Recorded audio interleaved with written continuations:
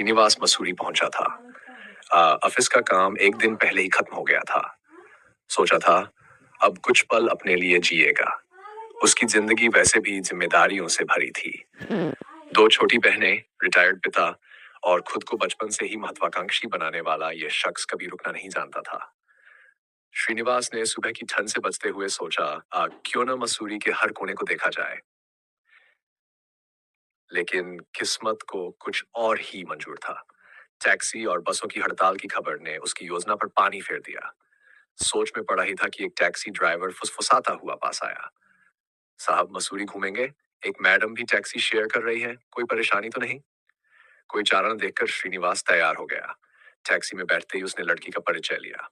Hello, मैं श्रीनिवास, दिल्ली से। Hello, मैं मनामी, लखनऊ से। ड्राइवर ने सुझाव दिया, सर क्यों न धनौल्टी चला जाए, वहां आज सुबह से बर्फबारी हो रही है। दोनों की सहमति से टैक्सी धनौल्टी की ओर दौड़ने लगी। पहाड़ों के घुमावदार रास्तों पर चलते हुए श्रीनिवास के मन में मनामी को लेकर कई सवाल उठने लगे। ये लड़की यहाँ अकेले क्यों आई है? इसका असली मकसद क्या है? मनामी की बड़ी गहरी आंखें उसे बार बार उसकी ओर खींच रही थीं, लेकिन दोनों के बीच का संवाद बेहद औपचारिक था। रास्ते में ड्राइवर ने एक व्यू पॉइंट पर गाड़ी रोकी। कोहरे से घिरे पहाड़ और ठंड की तीव्रता ने दोनों को झकझोर दिया। मनामी ने कहा, इस ठंड में चाय मिल जाती तो मजा आ जाता। चाय के दौरान श्रीनिवास को लगा कि मनामी एक गहरे रहस्य से घिरी है। उसने हल्की बातचीत में पूछा, मसूरी क्यों आई हो? लेकिन कंपनी की शर्तें समझ नहीं आ रही। क्या करूं, ये तय नहीं कर पा रही। श्रीनिवास ने उसे हौसला देते हुए कहा, तुम्हारे पास काबिलियत है, सही मौका मिलेगा। चाहो तो मेरी कंपनी में अप्लाई कर लो। मनामी ने हल्की मुस्कान से हामी भरी। श्रीनिवास को उसकी मुस्कान में कुछ अनकहा दिखा, जो उसे बेचैन कर गया। और बर्फीली रात का मोड़। धनौल्टी पहुंचते ही भारी बर्फबारी के कारण ड्राइवर ने कहा, आज लौटना संभव नहीं, आपको यही रुकना होगा। एक ही कमरा खाली था। दोनों को साझा करना पड़ा।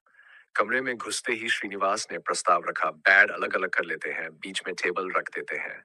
रात गहराती गई। श्रीनिवास ने देखा कि मनामी की आंखों में एक अनजानी उदासी थी। आखिर उसने पूछ ही लिया, तुम सच में यहाँ अकेले क्यों आई हो? कुछ तो बात है। मनामी ने गहरी सांस लेते हुए कहा, "आ, दिल्ली में मेरी जिंदगी आसान नहीं है। मम्मी अकेली है, पापा नहीं रहे, नौकरी की जरूरत है, लेकिन ये इंटरव्यू सिर्फ एक बहाना है। सच कहूं तो मैं खुद को तलाशने आई हूँ। जिंदगी का बोझ बहुत भारी हो गया है।" श्रीनिवास ने सहानुभूति से कहा, तुम्हें जो भी चाहिए मैं मदद करूंगा। लेकिन उस रात में कुछ और ही होने वाला था। बाहर बर्फ गिरने की आवाज और कमरे की घनी चुप्पी के बीच श्रीनिवास को एक डरावना एहसास हुआ।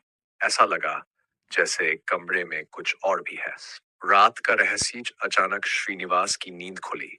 मनामी अपने बेड पर नहीं थी। उसे